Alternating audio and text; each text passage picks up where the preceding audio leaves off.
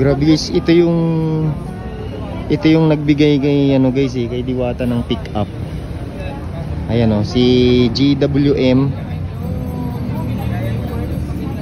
Ayan oh.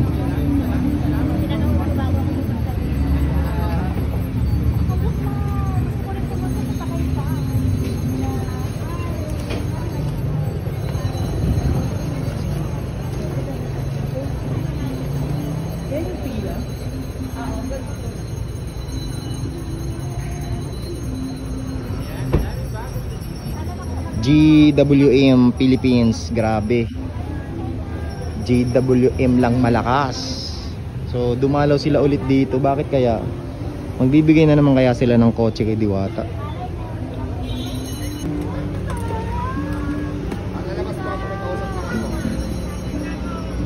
Sir, bibigyan niyo ulit si Diwata, sir. Bibigyan niyo ulit? Hindi ba?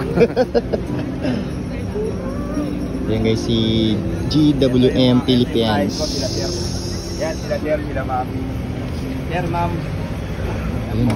Eh sir, so ba't po kayo napabalik dito? GWM Philippines na? Philippines, yes.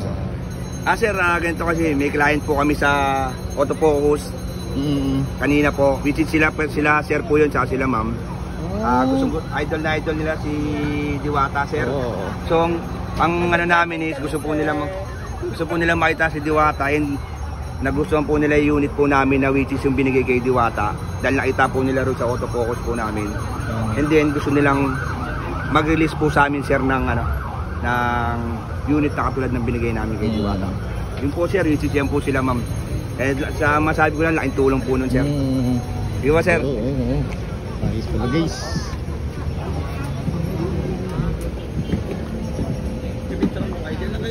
Grabe guys, no?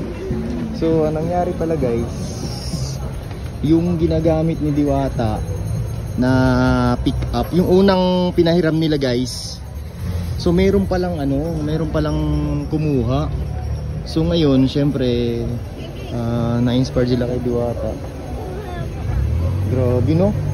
Ang lakas ng impluwensya ni Diwata guys. Isipin mo, ilang araw pa lang na ginamit ni Diwata ang GWM Philippines.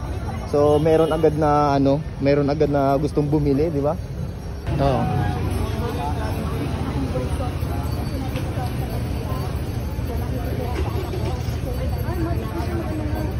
Wala po akong bahay guys.